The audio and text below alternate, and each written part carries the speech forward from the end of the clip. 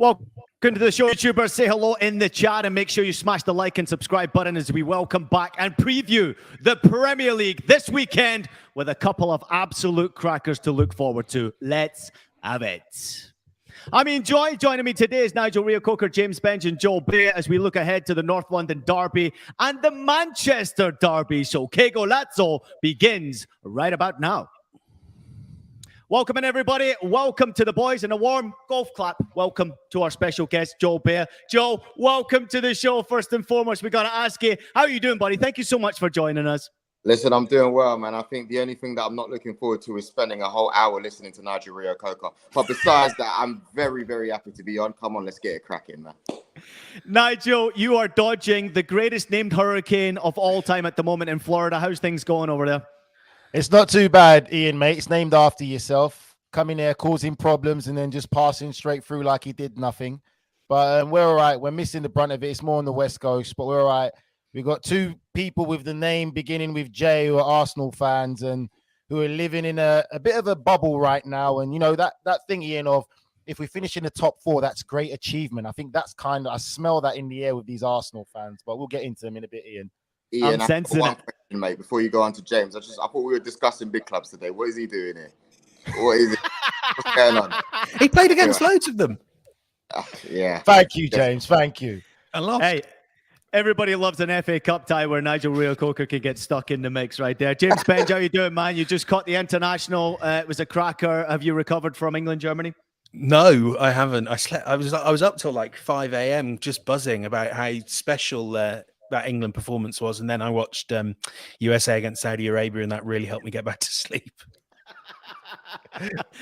I appreciate you, James Benge, so much. Thank you for your honesty as always. All right, we're discussing the North London Derby. It's Arsenal against Tottenham Hotspur. Really looking forward to this game. Joe, seeing as though you are our special guest, you get to take the stage first and foremost. According to the bookies, Arsenal are favourites in this game, and because you're an Arsenal fan, I can only imagine you are predicting that Arsenal will get the job done this weekend. But why? How do they get the job done against a red-hot Spurs side right now? Red Hot Spurs. Can I ask you one thing, Mr. Ian Joy? Who is top of the league?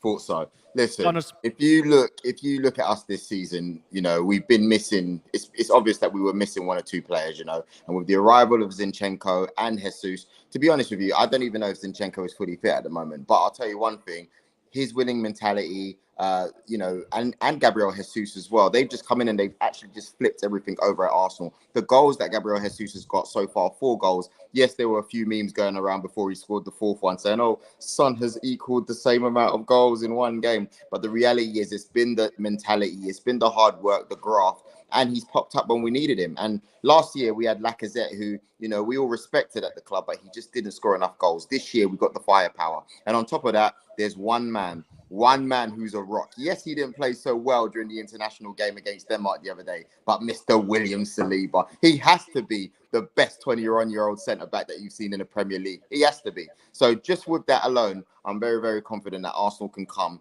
and do a good job. Don't forget, we beat Tottenham in this exact fixture last year around this time. So, and we didn't have as good of a team. So I'm very sure that we're going to do the same this year.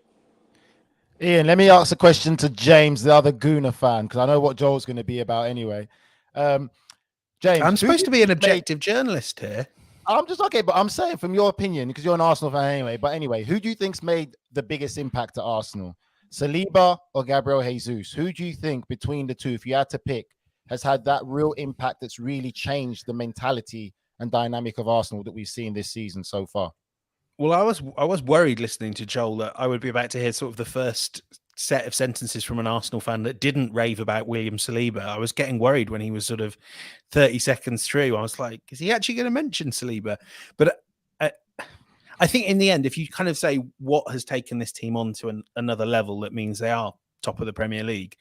It does kind of come down to Jesus. As Joel said, you couldn't really fault Alexandre Lacazette's effort last season, but you know, for so many reasons, he'd just become a striker that didn't really do the kicking the ball in the net stuff. He couldn't run in behind. He worked very hard to bring the best out of the players around him, but he kind of just did that. And I think Jesus does an awful lot of that and scores and takes a lot of shots. And in a way, like Arsenal haven't had to change that much how they play they've just hugely upgraded at that centre forward slot. I thought it didn't get maybe the hype it merited, because there were a lot of other things going on after that Bournemouth game, including a debut for the youngest Premier League, the youngest player ever in the Premier League. But Gabriel Jesus' header for Arsenal's goal off the Granit Xhaka assist was just some really magnificent football. And, that's a side as well that Arsenal haven't had in a striker since, even before Van Persie, someone that can do a bit of everything, can win the balls in the air, can score, can interlink, and brings out so much of Gabriel Martinelli as well. And he's become a leader on that team day one. I remember after that Brentford game, I was down in the mix zone in the tunnel after the game, and he was one of those players that went up and spoke for the press, which is, Nigel, and Ian, that's what the leaders in the team do. Whatever the result, they're the ones that come out and speak and set the tone. And Jesus is that, as well as a top striker. He's been a great signing for Arsenal. Now, Joel, my question to you is, obviously Jesus didn't make the Brazil squad, a very talented Brazil squad, very competitive, and we're all very impressed with what we saw from Brazil in the preparation for the World Cup. Do you think him not making the squad now is going to be a huge benefit to Arsenal? 100%. I mean, at the end of the day, I'm a supporter of Arsenal Football Club, not Brazil. Anything that's going to work in my favour, I'm going to take. And it's going to give him the burn and the urgent desire to play. He's going to be looking at Richarlison, who's ahead of him, Vinicius Junior, who's ahead of him, Neymar, who's ahead of him, Anthony, who's ahead of him.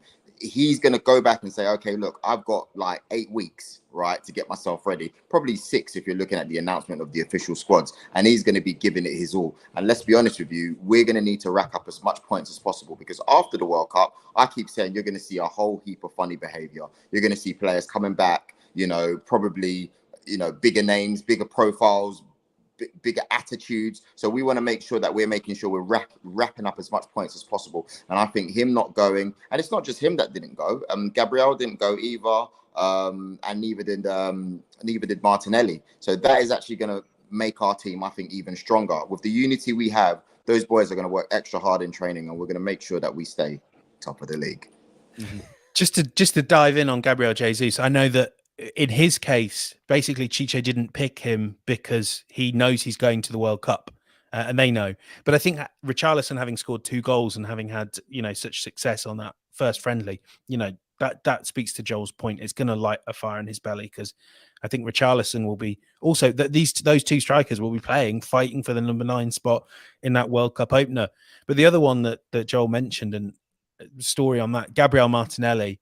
When he arrived at Arsenal, and remember, he came from state level football. This was not a player that everyone had been talking about.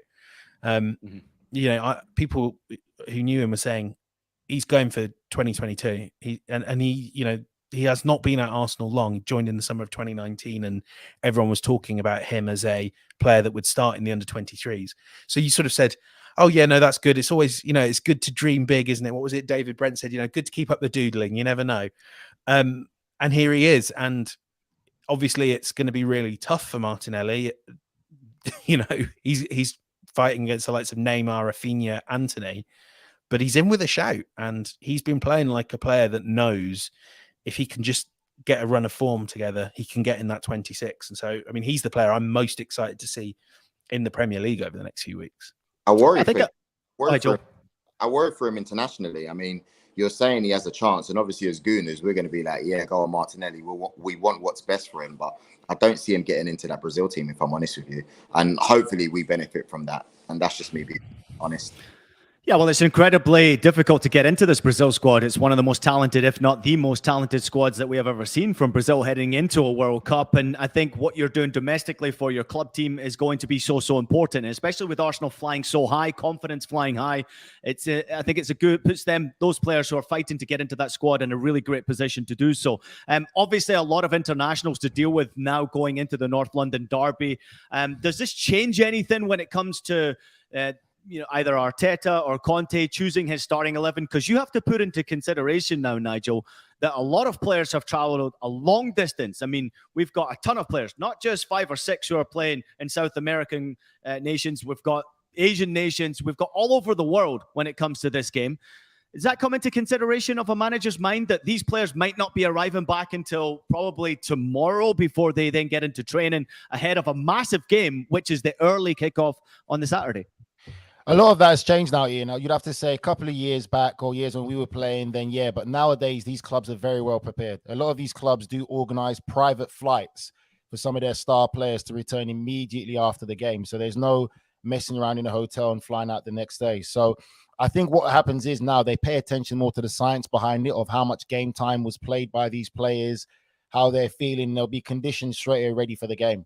I think it's going to be very, very interesting in this encounter, North London derby, after an international break, after what these players went through emotionally for their nations that are representing. You know, you look at the indifferent form with England and, you know, Harry Kane getting the goal against Germany. I'm sure that's going to breed a lot of confidence and fire in his belly coming back into a North London derby.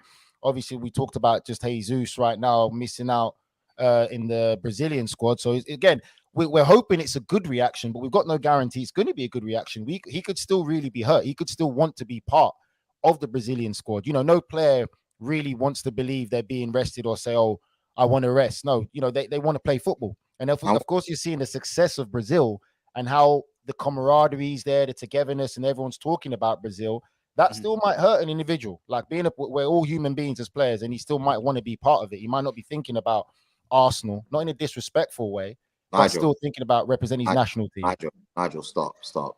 You're trying to create a scenario that doesn't exist. There's no doubt that he's going to come back hungrier than ever. So please stop the notion of, oh, he's not going to turn up because he's thinking about Brazil. Hey, we will see. It's a derby. He knows this is the game to really put himself on the map. He didn't do so as much as what he wanted to do during the Man United match. But this is the next big game. This is where you're going to see those players, especially that haven't gone. They've all banded together. I've got the inside knowledge, bro. I know what's going on. You know what I mean? So just please expect a very, very big performance. That's what I'm saying. We'll see, Ian. But we'll see. We'll see, Joe. We'll see. Because it's a derby game. Derby game, there's only two types of derby games you get. Either a very good game or a very poor game. There's no such thing as an in-between derby. And I think right now, it's the perfect time for a derby. Tottenham coming off that big win against Leicester City. And obviously Arsenal right now coming in as well. So I think it's the great time for North London derby. And I feel that this is another real big test for Arsenal. Because I think when you look at the managers, I think Conte for me is a better tactically manager than Mikel Arteta. He's more tactically cute than Arteta in how he's going to set up. And I think if any Arsenal fan disagrees, you're lying to yourself right now. You're drinking that Kool-Aid. But Conte is a lot more tactically cute. And I feel he's going to set up Tottenham in a very defensive structure, waiting for that counter-attack and try and frustrate Arsenal. I think Arsenal are going to feel that the game has to be won in that first 20, 30, 40 minutes, high pressure. As the game goes on and Tottenham stay in that game, they have some dangerous players and some talent in that squad and players who can come on. So I feel listen, Nigel, it's one of the most exciting North London derbies we're going to witness for a long time. Let's hope the game lives up to the standard as well. James Bench, let's touch on Tottenham Hotspur and Conte and the job that he's doing there. Do you agree with Nigel? Do you think it's going to be a tentative approach and obviously team selection as well? Because it's been very difficult for Conte to pick certain players. He's got a lot of players sitting on the bench trying to get into his starting 11, also dealing with international players coming back from long distance. But he will go into this game hoping that maybe he can sneak a victory, or will he have the confidence to go and say, hey, you know what? This is top of the table clash here. We're going to try and pick up all 3 points and maybe just go from it from the get-go. What do you think? I mean, I completely agree with Nigel. I think, you know, when he says that Antonio Conte is better tactically than Mikel Arteta, he's right. But the truth is that Antonio Conte is better than almost any other manager in the world, with literally one or two exceptions. And he has, part of that is he has no compunctions with sitting deep, playing on the counter. And we saw that again, you know, when they were at home in a must-win game, in a must-win North London derby. And by the way, Nigel saying, the only thing I don't agree with him is him saying there are exciting derby games and boring ones. There are only exciting North London derbies. It is stupid. It is dramatic. I can't remember the last time I was bored by one. Whether I've been disappointed or delighted, it has invariably given me something to write about. But I mean, he will be more than willing to set up that back three and tell them soak up pressure, and we will hit it long, and we will trust that our players are more disciplined. and more organised and less likely to make a mistake than Arsenal. So that's what we saw in that North London derby, where basically Tottenham won top four at the end of last season. Everyone sort of forgets it, and rightly so. But for the first 15, 20 minutes, Arsenal were some of the best football they'd played. And but they were finish in the the top best four, team on the James? pitch. But exactly. I agree. They didn't finish in the top four because they lost their heads. Rob Holding made some really foolish mistakes, or, he struggled against Son. And I think the logic will be that, and Spurs' approach has to be, we can trust ourselves to not make mistakes. They've been doing this a lot in the Premier League. Like, from what I hear, fans are not, and Conte is not over the moon with how they're playing, but they have a plan B that is, we won't give up lots of shots. We won't give up loads of expected goals. And at the other end, we have not just Kane and Son, but also Kulusevski, also Richarlison. They have game winners at the other end of the pitch. So that's what we're going to see. And the question is, can Arsenal keep their heads, and can Arsenal make that quality show early on? Joe, jump in there on Conte. I want to hear your words on Antonio Conte and the job that he's doing. And I know it's not easy for Gunners fans to really talk about Tottenham Hotspur in a positive manner, but Conte's been terrific, and he's got Tottenham playing really good football right now that's entertaining to watch. First of all, I'm a realist football fan, unlike Nigel. So I have no problem admitting when someone is a good manager. I think Nigel's 100% right there. Conte, for me, I would have taken him. I don't know why United didn't take him. Even Tuchel right now, I think people are actually totally upset. He sat right now and there's nowhere for him to go. But that's the story. In regards to Conte, I really, really, truly think he's only beneath Pep, if I'm honest with you, or maybe Klopp. He is a top class manager. And it's obvious he's got them playing in a particular type of way. He's the first person that I've seen be able to kind of make life a little bit difficult for Daniel Levy. He gets what he wants. He gets the contract terms that he wants. And I think that gets people on board. So people know it's either his way or there is no other way. When you're looking at Spurs' team in general, I actually think they got a better squad than Arsenal. I think defensively we're probably better than them, but when I look at their midfield and I look at their attacking options, it's very, very scary. Outside of Arsenal's starting 11, there's a lot of questions to be asked. I can talk to you about Cedric. I can talk to you, about Kieran Tierney's injury issues. I can talk to you about Lokonga not really stepping up. I can talk to you about Xhaka being injured. There's loads of conversations. If you look at Gabriel Jesus and then the difference underneath him, who's the backup striker? Eddie Nketiah. Too much of a gap there. At least when you're looking at Spurs, they're stacked. They're stacked all over the gap. So, but I truly think that what Arteta has done is he's got a unity that we haven't had in a long time. And when you've got comfortable players like William Saliba receiving the ball and being able to start the play from the back, that's the type of stuff that we haven't had in a long time. Those are the key players that I'm looking at, if I'm honest with you. I'm looking at Saliba. I'm looking at, believe it or not, Granit Xhaka, Odegaard, Jesus, and of course Zinchenko, because he's able to start the play from the left-hand side. Yes, you've got your Sakas, who hasn't been 100% on form this season, if I'm to be really honest. And you've got Martinelli, who's been a bonus for us. So even though there's the spine that I'm looking at, we've got different parts in the pitch, but that's with the starting 11. I'm not 100% convinced with the subs coming on. Right. Ian, I was just going to say to you, because I don't want to listen to these two goonies anymore. On a scale of 1 to 10, 10 being the highest, in performances of what you've seen of Tottenham so far, I rate Tottenham at just about a 7. So that's my thing. What would you give Tottenham? Because I don't think Tottenham are particularly playing great. But the fact of what James said, just to add on to that, Tottenham fans are happy because they look very well organized. They're very hard to beat. And I don't feel they're still really playing at their peak yet. And it's scary to see how well they're doing without playing at their peak. I think they're doing okay, just about a 7. What would you rate Tottenham? Yeah, I think I'll agree with you. I think you're looking at about a 7. Obviously, in the Premier League, to get the results that they have done, they're very difficult to beat, as they've proven in the Premier League already. So defending well. I was a little bit concerned about the Champions League performance recently. That brought maybe a little bit of a signal to me that there's still a lot of room for improvement for Conte and his side, and certainly a bit of concern. But getting Son back scoring goals, getting that confidence back, and you could see with the celebrations that he took it personally, the fact that he went on a little bit of a drought without scoring goals is going to be tremendously important for what Tottenham do and what they can achieve this season. I mean, to even ask it to our viewers out there, are Tottenham Hotspur a side that can go and compete for a top 2 finish in the Premier League? Could they potentially challenge for a championship? The answer would probably be no, especially when you look at the performances they've put out right now. And you touched upon it. I think you've all really touched upon it. With Conte's tactical approach to games, he has a lot of offensive-minded players who want to play freely, who don't want to be held back in a tactical formation that's looking to frustrate opponents, and it's looking to play counter-attacking football. But my, oh my, he's got a squad of players that are electric when they do get an opportunity to go forward. Been impressed with what Kulusevski has done. Outstanding. Obviously, news coming out that they're looking to extend his contract. Spoke to Fabrizio Romano about that this morning. And obviously having a player like Harry Kane, which is my biggest question to Fabrizio this morning was, when you see rumors about Bayern Munich trying to get a Harry Kane, do they keep him happy? Can they keep him happy? And the only way to keep Harry Kane happy is by winning these big games in North London derbies, by staying in the top four, playing in the Champions League and challenging for trophies, which is something that he's simply not done at Tottenham. So I'd agree with you, Nigel. I'd have to say that I think, around about a 7, room for improvement, and certainly going into a game like this where international players are coming back. I am a little bit concerned about where Tottenham Hotspur are confidence, fitness, and being fresh going into this game, whereas you see some of the Brazilian players have been rested for Arsenal and are ready to rock and roll, and that includes one Gabriel Jesus. James, how do you think this game's going to be won or lost? I mean, I want a prediction from you before we move on and take a quick break. It's a tough game. Obviously, you're going to speak from your heart, I would imagine, but this is a game that's going to be a close affair. How do you think it's going to be won or lost?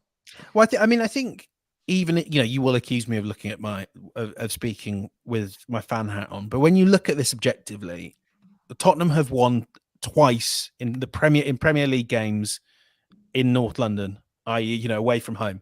2 wins. I think none since 2014. Arsenal have won 7, drawn 4 of the last 11 Premier League North London derbies at the Emirates. Mm-hmm. Like, there is something. It is a really hard place and it's the same. Like, it's the same record, a very similar record in at Tottenham. I think the last time Arsenal won there was 2014. So, this is a really tough place for either team to go and get a result. And I think Arsenal are really, really, actually just really very good. So I'm kind of going to say that I think they'll shade this 2-1. But I mean, it could be 2-2, could be 3-2. It will certainly be mad, whatever the result is. But I'm going to say they'll shade it, and history is on their side. I have seen much worse Arsenal teams beat slightly better Tottenham teams. So I'll say, and as I think the least likely result is a Spurs win. So I will say that Arsenal win it 2-1 and curry favour with our guest Joel. Joel, go for it. Yeah, no, you know what? I do agree with James. I do think we'll shade it. I do think it'll be a 2-1, but I don't think it's going to be easy at all. Even last year when we won, it was only within the last 20 minutes that we absolutely dominated the game. But I generally think I can see a Gabriel Jesus goal, and I can see a really good performance again from Martinelli, because I think those two have been bouncing off very well off each other. I think there's a connection there that we haven't seen for a very, very long time in regards to players. That's why I see Arsenal winning it. I can see an Eric Dyer mistake at the back. I think he hasn't been tested enough yet, but I definitely see a mistake there.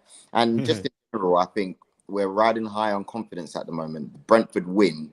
Did you see the Brentford win, Nigel? Did you see it? Did you see the performance? The revenge mission. Yeah, okay, yeah. Brentford, no problem. We'll give you a cookie for that. Don't forget what they did. We'll send you some cookies. They beat United 4-0. We went there and we showed them. Oh, my God. Get it done. So, that for me, that was a test of character. Weren't you the one giving me WhatsApps like, Brentford's a big game, you got to watch out for Brentford, right? Same thing to you when it comes to this game. Please make sure your phone is on after we beat Tottenham this Saturday. Thank you. Statement. Thanks, go ahead, Nigel. Joe. I'm going to go for, honestly, something's telling me that Tottenham are going to win this game. And again, we discussed about how good Conte is. I'm telling you now, I believe Tottenham will win this game, and I'm going for a score of 3-1. I think Tottenham are going to frustrate Arsenal. Really are. I think they're riding high on confidence. I think Son is back on form. He's going to be ready to go. Richarlison, Harry Kane. Hey. Hold on, Joe. Hold on. I'll let you say your bit. Let me say my bit. I think that Tottenham really just have the firepower. I think they're going to be very organized to frustrate Arsenal. And let's not forget, this is an element that we forget to understand sometimes, right? You talk about Conte. You see the character that he is. He's no nonsense. He's ruthless. He knows that Gabriel Jesus is a danger. Do you not think he's going to be having words with his centre-backs this week? Italian manager, Italian style.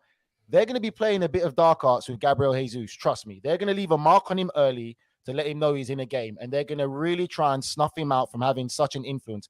That is part of football. That's part of football that a lot of players, ex-players, don't talk about, when managers used to come and pinpoint certain players to say, look, stick a leg on him, leave a mark on him. I have a feeling Conte will be doing that, and you're going to see Eric Dyer probably leave a good mark on Gabriel Jesus. I'm not saying it's going to be the end of his game, but they're really going to test his character. And if you can keep him quiet, that's when you're going to have a good game against Arsenal. He's already going to identify what players need to be doubled up on and keep them quiet.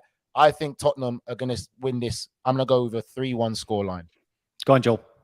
Do you know what makes me laugh? Like, if you reckon that Conte is going to be saying that to his players, what do you reckon Arteta is going to be saying to his players? What? Oh, no, he's going to be playing music. He's going to be playing the Tottenham theme music at the training ground. He's going to be playing the Tottenham theme music at the training ground to get them up for North London derby. Bear in mind, these are professionals. If they can't get up for a game, they're in the wrong profession, all right? Listen, but what I'm saying, you never walk alone again. But what I can say is, I think you're going to be getting the same thing. You're going to be identifying Kane, especially Kane, because I think he's the main man. And they're going to say, listen, whatever way we contain him, it might not be a kick, but we have to make sure we contain him. And he has to know that he's not going to have an easy game. I'd be more about Harry Kane leaving something on one of the thank you Arsenal defenders. Actually, then I would the Tottenham defenders leaving something. You know, if we're talking Kane about players that boy. do the dark arts, Harry Kane is the king of the dark arts. He knows and how gets to away do with it it. because he's the England captain. All right. I'm going to jump in right here, right now, because obviously we recognize it's not an easy game to predict. Nigel's got his opinion. So does Joel. So does James. And rightfully so. Speaking from the heart, a couple of the people in this chat right now, Nigel Rio-Coker, I'm not sure what he's speaking from. Tottenham Hotspur, undefeated this year in the Premier League. It's very difficult to bet against them. So I like the plus 255, as you mentioned, Nigel, and your predictions this year have been red hot, so it's hard to bet against you as well. However, I'm going to go with the Gunners this time. I think the rested Gabriel Jesus is going to really turn it on. I love what Arteta's doing. It seems like a different Arsenal. He's got a different vision, and I think he's getting better as a coach. He will have learned from last season's lessons, and when it comes to big games, Arsenal know they need to step up now, obviously learning a lesson from what happened in the game against Manchester United as well. So I'm going for the Gunners to get a win. Guys, awesome stuff as always. You're watching Qué Golazo. Everybody out there, thank you so much for your comments. Keep throwing them in here. We've got Nigel Rio-Coker, we've got James Benjamin, we've got Joel Baer, our special guest with us today. We're going to take a quick break, but when we come back, there'll be more to come from us as we discuss the Manchester Derby. The UEFA Champions League. 9 months of heart-stopping, hold-your-breath acceleration. While Mbappe shines in the city of lights, Benzema's racking up the hat tricks, and the Reds want more magic in Liverpool. This ain't amateur hour. This is the best of the best of the best. This is the UEFA Champions League. Stream every match live on Paramount Plus. Welcome back to Qué Golazo. To enjoy alongside Nigel Rio-Coker, James Benj, and our special guest, Joel Baer. Thank you so much for joining us today, Joel. We're going to discuss the Manchester Derby. We've got the comments firing in here. A nice one from Billy already. Nigel Rio-Coker is a Spurs fan. How sad is that? Nigel, are you a Spurs fan before we talk about the Manchester Derby? What's up with that? Tell Billy to get the heck, man. I'm not no Spurs fan. No, I don't drink that Kool-Aid. I just speak the truth. Mate. I just speak the truth, mate. I'm not a Spurs fan, Billy. Not at all. I just love it when you speak to Arsenal fans. They're still in that top four Arsene Wenger fairy tale. That's success for us. They make the top four this year, did you? Yeah. Anyway, let's go, Ian. Somehow I've got the feeling that proper derby, the Manchester WhatsApp derby. group has actually taken over here with Nigel Rio-Coker and Joel going after each other. I can't even begin to imagine what happens in that group chat right there. Let's talk about the Manchester Derby that's coming up on Sunday. It's an absolute banger to look forward to. I mean, we have to start by talking about Erling Haaland and the way he's settled into the Premier League. Joel, I'd like to get your opinion of him because obviously he's a player we've all admired from afar. Not many expected him to have this type of an impact coming into the Premier League. But my question to you would not necessarily be about Erling Haaland. It would be about Manchester City. Do you think they've changed the way they play, including particular players like a Kevin De Bruyne tactically, the way they approach games, just to make sure that they're playing in favor of Erling Haaland because now he's got a killer in the box? 100%. I mean, obviously, for me, City has been a fantastic team. I think the difference is now they have another plan. You know, I look at the Champions League games, for example, last year, you got Man City playing against Real Madrid. Riyad Mahrez gets down the wing instead of squaring it to someone he decides to shoot. You know, everyone's angry with him. I think City don't kill the game. They lose to Real Madrid. Benzema does his job, bish, bash, bosh. But this season, if Mahrez gets to the same position, he's going to be squaring it. Do you know why? Because you've got an Erling Haaland there. Because you've got a focal point. You've got a player that finishes the game. And what he says in the press conference room, oh, Phil Foden finally passed the ball to me today. He knows exactly why he's there and what his job is. And on top of that, he's doing an absolutely fantastic job at it. So as far as I'm concerned, I've seen him. I watch him off the pitch, you know. This is a warrior that you're talking about here for £51 million, an absolute snip of a signing as well. So, yeah, when it comes to Erling Haaland, I think there's no doubt that you're possibly seeing the greatest striker, number 9, that is pure number 9 that's ever played in the Premier League. And yes, I can say that so early on. Yeah, big statement. That's a big statement. Yep. It's been some legends, but that's a big statement. Who do you play? No, I think in this generation, yeah, he is. But I won't like there's so many players that have done some great things in the Premier League. You talk about old school guys, you talk about Ruud van Nistelrooy was a beast and a monster when he played in the Premier League. You talk about Andy Cole. Andy Cole's record still hasn't been broken for the quickest to 50 goals in number of games. I think for me, Haaland is the most athletic we've seen for his size and his structure that we're not so used to someone so big being so quick, so agile, so good technically, and a natural born finisher. Like he's more than a target man. And I think with Man City now, it adds a different dynamic. Kevin De Bruyne, we know what he's like when he's got the ball out wide. So, quite similar to Tielemans as well. The crosses that they put in are world-class crosses. Now he knows he's got a striker that can get into the end of these crosses. He's putting in some great crosses. There's a great brotherly love going there between De Bruyne and Haaland. And I think he has an X factor. You look at the goal against Borussia Dortmund. You told me what other player has the athleticism to do that and finish that in the back. Zlatan. Nigel. Did you just put Kevin De Bruyne and Tielemans in the same conversation? I said very similar when they get out wide in the sense of crossing. You watch Tielemans for Leicester. Right. I'm not saying they're the same player. I said very similar. That's not a very good. Look at Tielemans. When Tielemans plays for Leicester, when he gets out wide, what does he do? Put crosses into the box. Tielemans ain't been doing nothing this season, mate. Yeah, that's why Arsenal won him, right? That's why Arsenal won him, right? I'm even thinking Arsenal did try to sign him. He's going to play like that. He might as well stay in Leicester. James, jump in. James, let's jump in because I want to hear your opinion on Manchester City. I mean, the guys are obviously debating now with Tielemans and the potential move to Arsenal. It didn't happen. And obviously how happy Kevin De Bruyne is. Really try and sign him. But that's by the by. I mean, if we maybe go back to Haaland, I think one of the really interesting things with him, and we all asked questions, didn't we, about how he'd fit into the build-up. And basically the answer is he hasn't. Like, he's not getting those progressive passes. They're just waiting. You know, he's doesn't touch the ball until he puts it in the net, and that's fine. And I think we worried that the build-up wouldn't be as elegant, as swift when they're kind of sacrificing.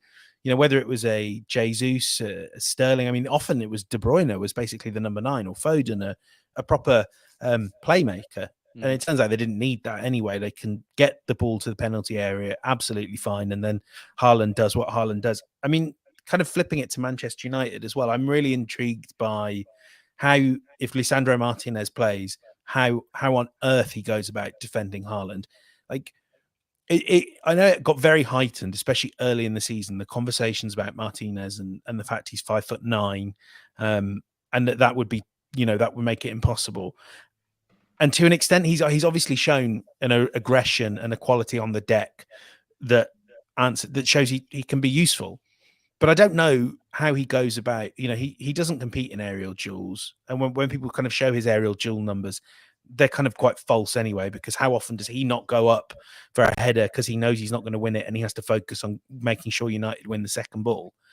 But what's going to happen when if City just decide, like Nigel says, Kevin De Bruyne can just ping one onto Haaland's head, and there is no way Martinez is getting within half a foot of Haaland if he gets the jump up. Yeah, but James, let me jump in real quickly, James. And you're making a great point here, but I've got to jump in real quickly. Let's not forget that they competed against each other. I think it was last season when Haaland was at Borussia Dortmund, and Ajax Amsterdam smashed Dortmund by 4-0. By the way, Haaland didn't even have a sniff in that game against Martinez. I think you have to cut out the supply line to an extent, don't you? If you can stop the ball going into the box, and I think that's maybe the difference is Ajax could do that. Ajax could use defensive possession and attacking possession and and get the ball where they wanted it and make sure that Dortmund weren't getting in positions to feed Haaland. Can Manchester United do that to Man City? That would be my real doubt. And I think if you can't cut out the supply lines, then you can't stop him from winning those aerial duels. And by the way, he'll win them against Varane as well, and he'll win them against anyone if he wants to.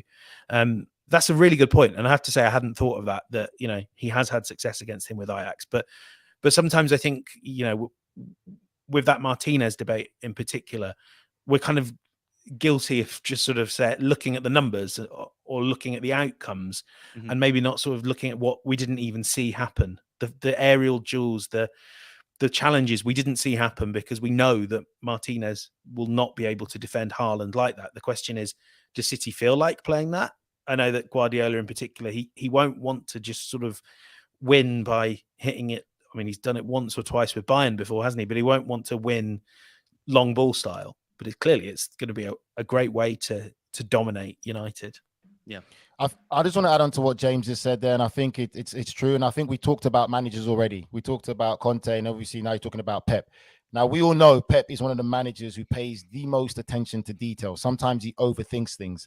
Like James has said there, do you not think that Pep is going to be looking at Martinez as a bit of a weak link in the physical battle with Haaland and want to infiltrate that as a way of winning this Manchester derby? What do you think, Joel? 100%.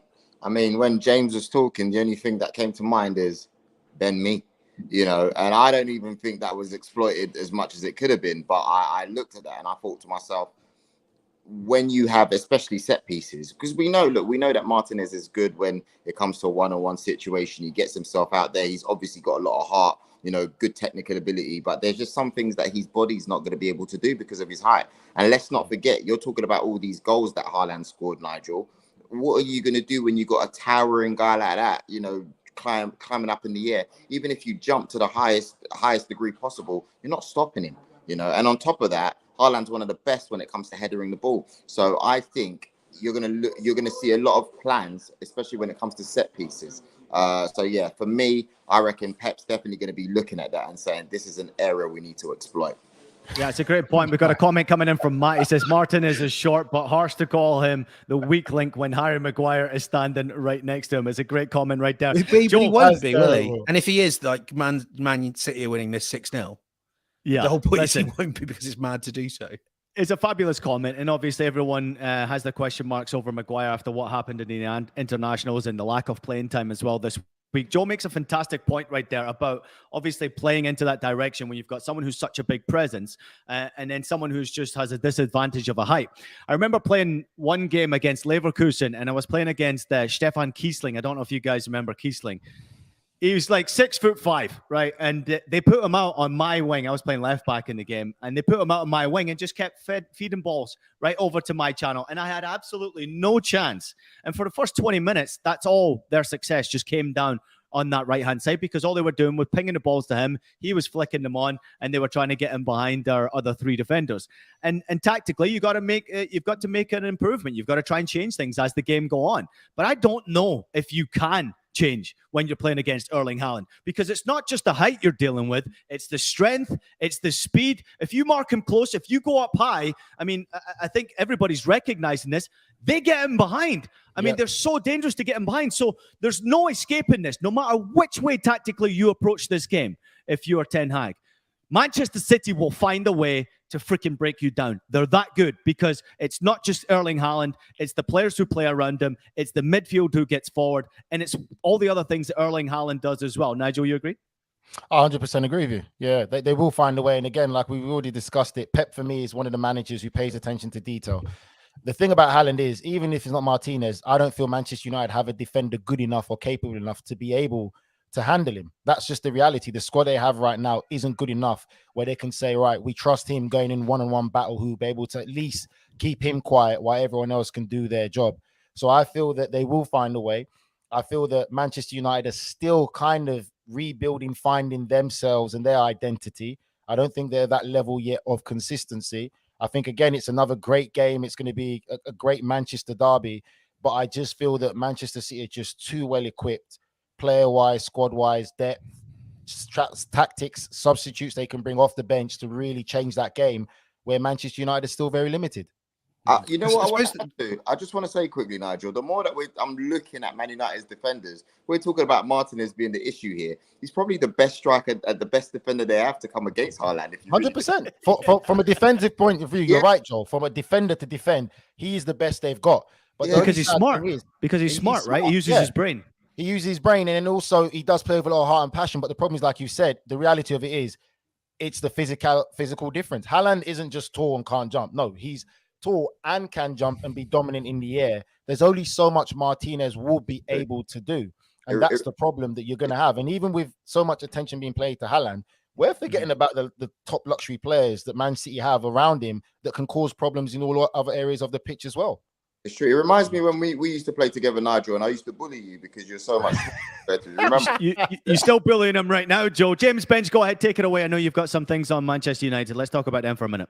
Yeah, I mean, I think, obviously, I agree with everything everyone's been said, and I cannot see United keeping a clean sheet, kind of like they didn't against Liverpool, and they didn't against Arsenal, but they did win both those games because, to an extent, they were a bit lucky that when the teams their opposition had a lot of possession, they didn't maybe make as much of it as they should. And also, the one thing we're forgetting, like, you know, they have these players that can roast you on the counter, and it's interesting, isn't it, how quickly Erik Ten Hag has kind of eased back from what we thought it'd be the more Ajax style to, like, I will play 3 quick forwards up top. He will play, let's assume, Rashford, Sancho, 2 players, kind of going back to what we were saying earlier, with a big point to prove, and he'll play Anthony. And they will, you know, they will sit on the halfway line, and they will break, and City will play with a high line, and that's their chance, isn't it? That these players we know are ruthless on the counter, will really punish any mistakes, will make the most of the chances that come their way, and I think you have to get lucky. James? I think so. I'm not going to say that those 3 are very clinical. Like I think. I mean, look at Rashford. Look at what Rashford and. Yeah, but there's chances where Rashford, I feel, could do a little bit better with some of the opportunities he had. I don't think they're top players. I'm not denying that. But I don't think they're that real clinical level yet where you'll be like, go. I think they missed and needed too many chances. I think that's Nigel, I want to hear James finish his point here, but let's not forget Manchester City have conceded goals this year and found themselves behind in a number of games. Go ahead, James. Oh, actually, I do agree with Nigel that, I mean, this isn't like, you know, they aren't the best finishers in the world, but I think one of the things is, you're talking about how do United win this? Well, they get a bit lucky on the counter, don't they? That City don't convert, like, they'll probably have 70% possession, and they don't convert that into enough good shots. And 2 or 3 times the ball just breaks their way, and United score 2 of them. And I mean, like, you know, I know that this will kind of come across as sour grapes from someone with an Arsenal affiliation, but realistically, that's how they beat Arsenal. They weren't the better team for most of the game.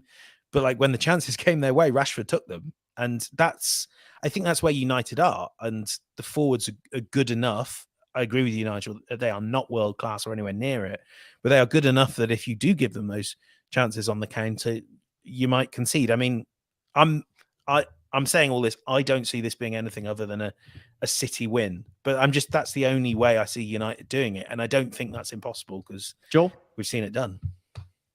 You know, it's weird because I agree with James. I'm not here to agree with everyone, but I do see what Nigel's saying at the same time. Yes, we're all saying here they're not world-class strikers. You know, they're not one chance, one goal. But I do agree with James. If they get a decent enough opportunity, and I reckon especially in these big games, you know, if you look at against Liverpool, they came alive. Do you see what I mean? And when you've got the likes of Jadon Sancho there who can find the net pretty well, Rashford who hasn't done so bad this season, you know, of recent games, and of course you've got Ronaldo who, let's be real, he hasn't been the best Ronaldo this season, but you can't bet against him not, you know, scoring. So as far as I'm concerned, I think they can definitely nick a goal or 2, but just like what you're saying, James, I don't see it any otherwise than a Man City win, especially if City just turn up and do the business really quickly. We've seen Haaland score early goals. How many times has he scored a goal within the first 20 minutes or a brace within the first 20 minutes? If they come out and they do their business the way they have been for the majority of the season, they're going to be fine, man. Nigel, let's take us home with your prediction and how this game is won or lost. I mean, I want to know a score. Who's on the score sheet? I mean, this has been a great segment. It's been awesome talking about the North London derby. We're now discussing the Manchester derby, but Nigel, we're about to wrap things up. So give me your prediction. Give me how the game is won or lost. I think one of our viewers, Matt, said it as well. I think he predicted a 3-1 to City, and I'm going to go with a 3-1 as well. I agree with what James is saying, because I understand if that's the only way that Manchester United are going to have a chance of getting a goal, and it's counter-attacking with those front three.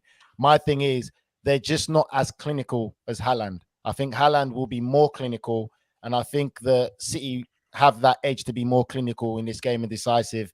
And again, I think he will be the focal point. Haaland is really the key to this game, and I see 3-1 City. James? Sorry, I'm just so transfixed with Nigel's correctness. But I will pretty much say the same stuff, but say 2-0 City. Because it just like you've seen this game a lot, haven't you? I'd say, let's say Haaland and Bernardo Silva, but maybe it's Foden, maybe it's De Bruyne. What those two score early on, and that's the dream scenario for City. Because then everything I said about counter-attacking, it doesn't happen. They just kill the game with possession. So yeah, I'm going to say 2-0 City. Joe, you're going for City, but give me a scoreline. I'll say 2-0 Man City. I mean, pretty similar to when you saw them play United at Old Trafford. Yes, the score was 3-0 if I'm correct, but there was a point where City were just toying with United. I mean, they didn't even use their subs that game. I'll never forget what an absolute disrespect. I reckon Man City are going to be doing the same thing, very comfortable at the Etihad, or the Etihad as most people call it. But you're going to see a Haaland goal, and you will probably see, like what James is saying, Foden pop out of nowhere, or Kevin De Bruyne, or Rodri, whoever feels like scoring that day, Cancelo. They've just got too much. So definitely 2-0 Man City, but it's going to feel like a 3-4-0 performance. Listen, I think if Manchester City get that early goal, if it's in the opening 20 minutes, it could be 3 or 4 for Manchester City, because I just don't see any team really being able to stop Manchester City from scoring goals. And it's not just Erling Haaland, even though there is that potential that he could score a hat-trick in any game against any opponent. So if they get an early goal, Manchester City should win convincingly. But I'd like to see United get a goal first and make this game interesting. Really, let's make it a good thriller. Let's test Manchester City to see how good they really are. But at the end of the day, I still have Manchester City as my favourites to go out. Nigel, you got one more thing to add before we move on from this one and close out the show? I forgot quickly to add this. Let's not forget the Danish delight in Christian Eriksen. He can be a very dangerous man in this game because he's on fantastic form. I think he's Manchester United's best midfielder, and he's playing fantastically well for the national team as well.